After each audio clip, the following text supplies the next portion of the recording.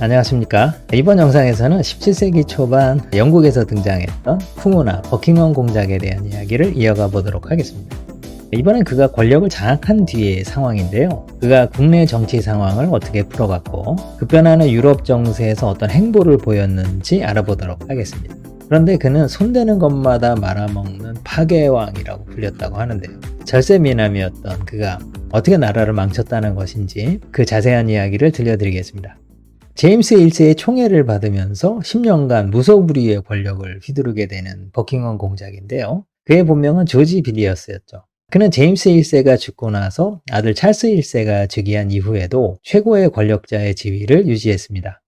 그는 장단점이 분명했던 사람이죠. 그의 장점은 뭐니 해도 개인적인 매력이라고 할 수 있어요. 그는 모두를 매혹할 수 있는 외모를 가진 데다가 우아한 예절과 또 뛰어난 위트로 사람들의 호감을 샀죠. 그리고 머리도 대단히 영리한 편이었다고 할 수 있습니다. 하지만 단점도 명확했죠. 그는 공감 능력이 부족하고요. 대단히 오만했다고 합니다. 이는 젊을 때 모두가 떠받드는 그런 권세를 누리다 보니까 더욱 심각해진 그런 측면이 있죠. 위트 있고 영리함이 앞서는 사람은 진중함이나 지혜로움 이런 면에서 상대적으로 부족할 수가 있겠죠. 덕이 없다 이런 식으로 말할 수도 있을 것 같아요. 버킹엄 공작은 권력을 행사할 때 즉흥적이고 좀 좌충우돌하는 그런 면이 있었는데 이게 나라에 상당히 많은 문제를 일으키게 됩니다. 버킹엄 공작 하면 떠오르는 단어가 있어요. 그건 뭐냐면은 네 글자로 사리사욕입니다. 그는 권력을 잡은 뒤에 꾸준하게 사리사욕을 챙기는 데에 매진했습니다.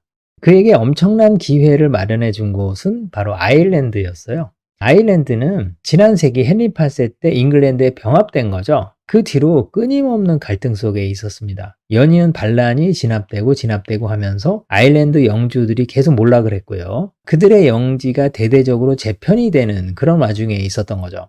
버킹엄 공작은 여기에 걸린 막대한 이권을 직접 챙겼습니다. 관직도 사고 팔고 세금에도 손을 댔고 자신과 가족, 친인척들에게도 커다란 영지를 나눠주고 막 그랬거든요. 근데 해도 너무하다 보니까 잉글랜드 의회에서 청문회가 열렸습니다. 그의 권한 남용이 너무 심각하다. 이게 이제 문제가 된 거죠. 그러자 이제 버킹엄 공작은 외교 문제를 끌고 들어와서 사람들의 관심을 돌립니다. 당시 의회는 왕세자 찰스와 스페인 공주가 결혼하는 걸 반대하고 있었거든요. 이러한 갈등을 교묘히 이제 부추겼던 겁니다. 그래서 왕하고 의회 사이가 급속도로 악화되다가 마침내는 참지 못한 제임스 1세가 의회를 해산해버리게 되죠. 이걸 통해서 버킹엄 공작은 은근슬쩍 이 청문회에서 빠져나올 수가 있었던 겁니다. 왕이 의회를 해산한다 이런 거는요, 정치적으로 굉장히 큰 부담을 떠안게 되는 일이거든요. 근데 자기 때문에 일이 이렇게까지 이제 벌어지고 말았으니 그는 이제 무조건 스페인 공주와 결혼을 성사시켜야만 되는 그런 부담을 갖고 있었는데요. 그래서 그는 찰스 왕세자를 대동하고 스페인 마드리드로 가서 결혼 협상을 해야 되는데 그 전에 이제 프랑스를 거쳐가면서 이 프랑스 공주는 만일의 사태에 대비해서 보험으로 드러났던 거죠. 이런 외교적인 협상을 할 때 절대 드러내서는 안 되는 게 있죠. 그게 바로 이제 오만한 태도라고 할 수 있는데 스페인 입장에서 잉글랜드 왕세자가 1순위 후보가 아니었거든요. 그러다 보니까 대단히 고자세로 나왔어요. 스페인 공주와 결혼하려면은 찰스 왕세자가 가톨릭으로 개종해야 한다는 등 너무나 무리한 요구를 많이 한 거죠. 이럴 때가 바로 외교관으로서 능력이 발휘돼야 되는 그런 순간이라고 할 수 있는데요. 스페인 내에도 우리 편이 있고 적이 있겠죠. 그래서 우호적인 사람들에게는 당근을 좀 막 팍팍 치면서 그들을 이제 더 적극적으로 끌어들여야 되는 거고요. 강경파들에게는 좀 비굴하게까지는 아니래도 좀 다독거리고 그들에겐 최대한 명분을 세워주고 뭐 그래야 되겠죠. 그렇게 자신은 낮추는 대신에 이제 국익은 챙겨와야 되는 게 외교관의 자세라고 할 수 있는데 하지만 오만한 버킹엄 공작은 스페인의 고압적인 태도에 빈정이 상해버립니다. 그래서 모든 관계를 파탄내고 말았죠. 건방진 태도로 강경파들을 분노케 했다고 하고요. 우호적인 사람들까지도 당황하게 만들었다는 거죠. 이런 그의 태도는 양국 간의 긴장을 초래할 정도였다고 합니다. 훗날 스페인 대사가 런던에 와가지고 버킹엄 공작의 처벌을 요구하기까지 했다고 하니까요. 그렇게 해서 결혼 협상을 완전히 박살내고 돌아온 겁니다. 그래서 그는 국왕하고 의회 문책이 아주 두려웠죠. 이때에도 버킹엄 공작은 아주 교묘한 방법으로 위기를 벗어날 수 있었다고 하는데요. 외교관은 설령 다른 나라에서 모욕적인 말을 들었다라고 해도 그 말을 그대로 옮기면 될까요? 안 될까요?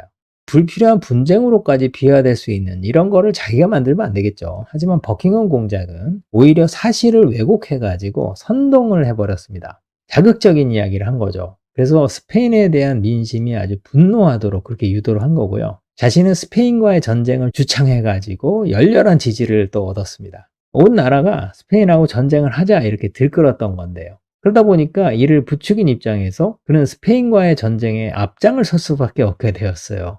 근데 설마 될까 하면서 기다렸는데 의회까지 나서서 전쟁을 승인했거든요. 그러니까 너무나 부담이 된 거죠. 그래서 갑자기 비용 문제를 들어가지고 전쟁에는 또 반대를 했습니다. 이런 일련의 행동들, 이게 이제 그를 위기에서 구해주긴 했는데 지속적으로 계속 까먹고 있는 게 뭐냐면 신뢰죠. 그래서 신뢰를 지속적으로 잃는 그런 결과를 만들고 말았어요. 그러다 보니까 사람들은 웬만해서는 그가 뭐라고 해도 안 믿었다는 거죠. 1625년에 그를 너무나 아끼고 뒤를 봐주던 이 제임스 1세가 세상을 떠났는데요. 그의 아들 찰스가 왕위를 이었거든요. 그러면서 모든 대신들이 바뀌었는데 버킹엄 공작만은 예외였다고 합니다. 공작이 왕세자 시절부터 찰스를 열심히 구워 삶았기 때문에 그렇게 된 일이죠. 공작은 찰스 왕세자의 춤, 승마, 사냥 선생이었는데요. 발육도 좀 늦었고 또 말도 심하게 더듬었다고 해요. 그래서 이 찰스에게는 컴플렉스가 좀 심하게 있었는데 버킹엄이 이 컴플렉스에서 벗어나게 해줬죠. 그리고 이제 자존감도 되찾게 해준 겁니다. 그래서 말하자면은 아주 좋은 형 같은 그런 존재였어요. 그러다 보니까 찰스가 새로 왕이 됐는데 여전히 버킹엄 공작에게 모든 것을 맡겼던 거죠. 하지만 나란 일에 이런 개인적인 친분을 앞세운 그런 대가는 혹독했어요. 왜냐하면 이후 버킹엄은 그가 손댄 모든 일을 그야말로 다 말아먹게 되는 거죠. 그는 이른바 넘사벽의 파괴왕이었다. 뭐 이렇게도 얘기하는데요. 그러다 보니까 스튜어트 왕가는 물론이고 잉글랜드에도 큰 재앙이 되고 말았습니다. 스페인과의 혼담이 완전히 결렬된 뒤에 이 버킹엄은 프랑스와 혼담을 추진했거든요. 사실 그 프랑스 공주도 가톨릭이기 때문에 잉글랜드 내에 반대가 정말 많았습니다. 근데 결국 이걸 무릅쓰고서 찰스의 아내로 앙리에트 마리 공주를 데려오게 되는 거죠. 그런데 이 과정에서 버킹엄 공작이 사고를 크게 칩니다. 안 도트리슈하고 스캔들이 터진 거죠. 이 이야기는 제가 지난 시간에 소개해드린 바가 있는데요. 이거는 외교관으로서 본분을 아주 망각해버린 그런 행동이죠. 이 때문에 그는 프랑스 사람들의 공분을 샀고요. 그래서 프랑스에는 한 발짝도 들일 수 없는 그런 신세가 되고 말았는데요. 프랑스라는 나라가 아주 중요하다. 이 점을 고려할 때 이는 외교적 재앙이었다. 이렇게 말할 수가 있습니다. 그 다음에 이제 버킹엄 공작이요. 정말 안 좋은 게 뭐냐면은 이를 성사시키기 위해서는 약속을 남발하거든요. 근데 결국은 그 약속을 헌신짝처럼 져버립니다. 이런 일이 계속 반복이 됐죠. 앙리에트 마리를 이제 찰스의 왕비로 데려오면서 잉글랜드의 가톨릭 신자들을 보호할 거고, 그 다음에 성공회 교리나 전례 예식 같은 거 이런 거를 가톨릭 방식을 더 반영해서 하겠다. 이런 식으로 철석같이 약속을 합니다. 하지만 돌아와서 강력한 반대에 부딪혔겠죠. 그러면서 자기 입장이 좀 곤란해졌어요. 이처럼 자신의 약속이 문제가 될 때 제대로 된 사람이라 그러면은 자기가 잘못 판단했다.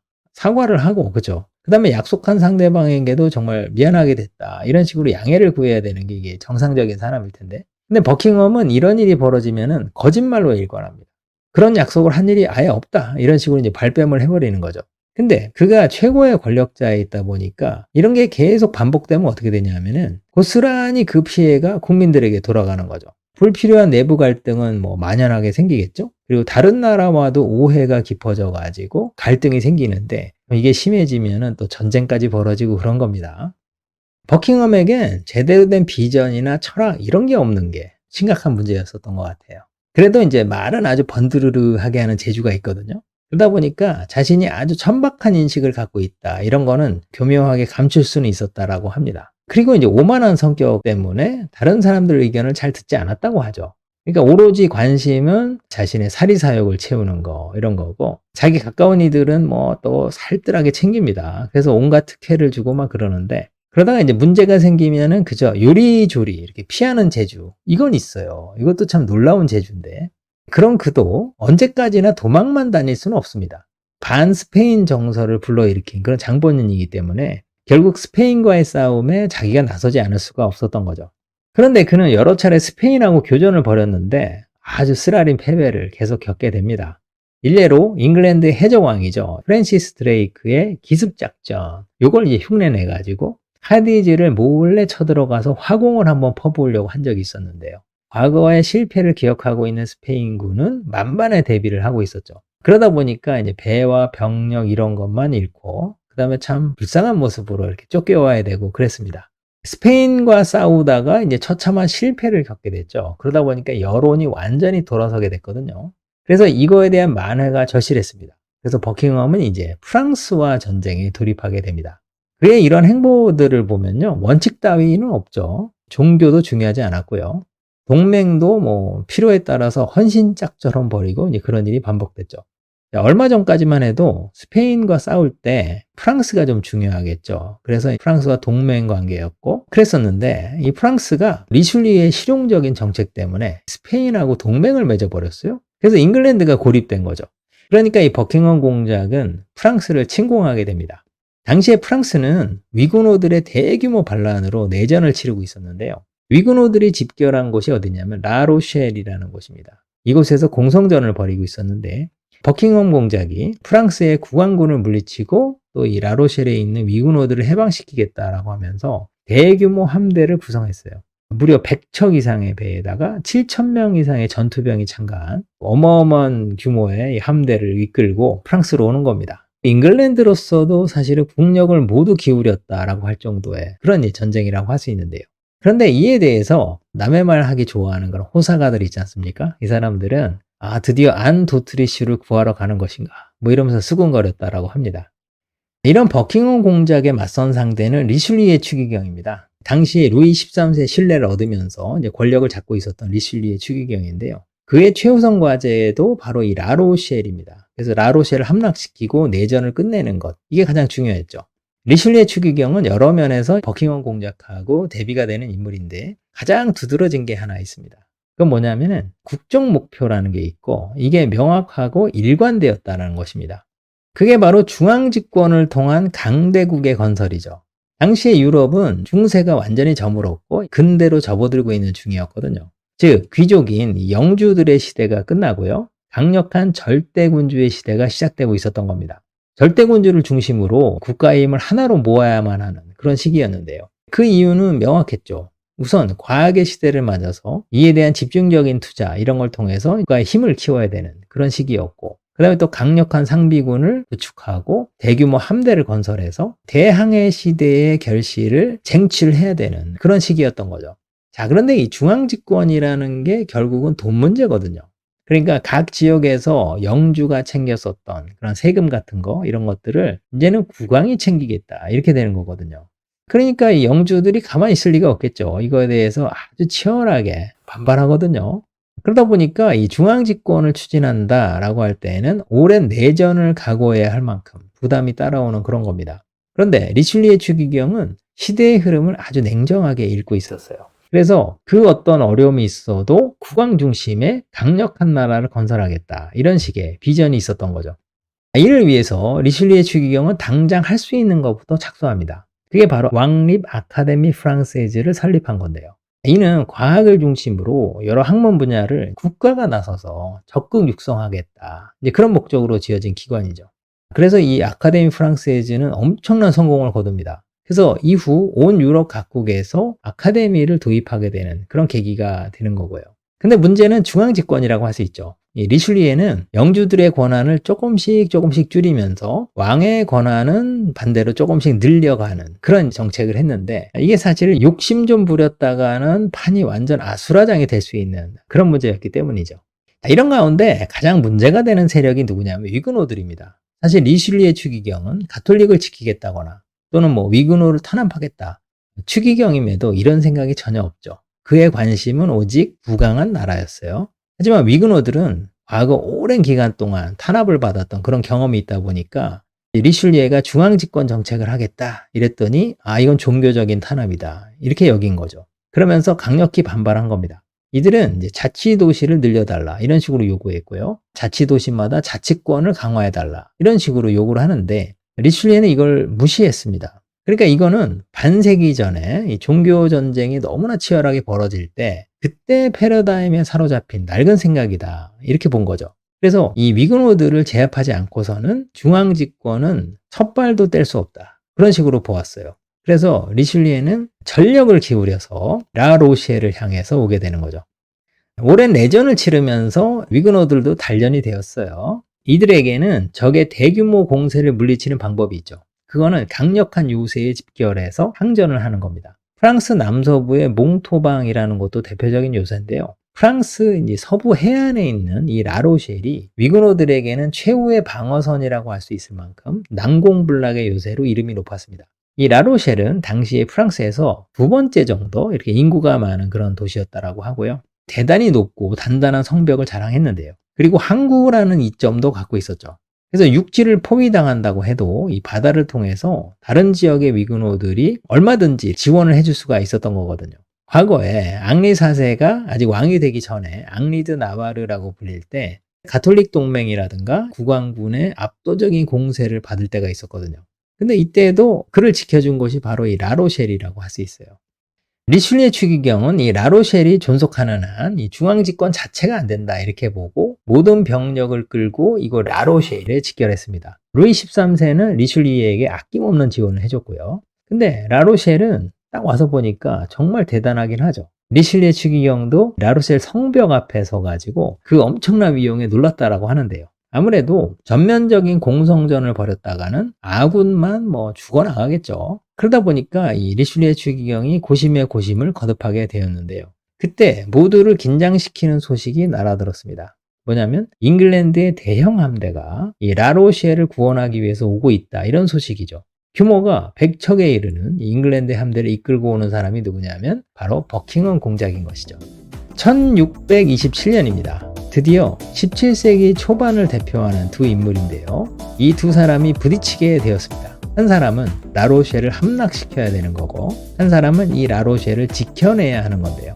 리슐리에로서도 권력을 장악한 일에 가장 중요한 시험대에 올랐어요. 그러다 보니까 결코 물러설 수 없는 한판입니다. 그런가 하면은 이 버킹엄 공작으로서도 더 이상 요리조리 피할 데가 없어요. 그간 손대는 것마다 말아먹었기 때문에 이번만큼은 반드시 승리를 해야 됩니다. 그래서 모든 걸 만회하겠다라고 하는 그런 절박함이 있었죠. 자, 그래서 라로셸 공성전 17세기의 향방을 가는 이 전투 어떻게 전개되었을까요? 그리고 승자는 누구였을까요? 다음 시간에 자세한 이야기를 들려드리겠습니다.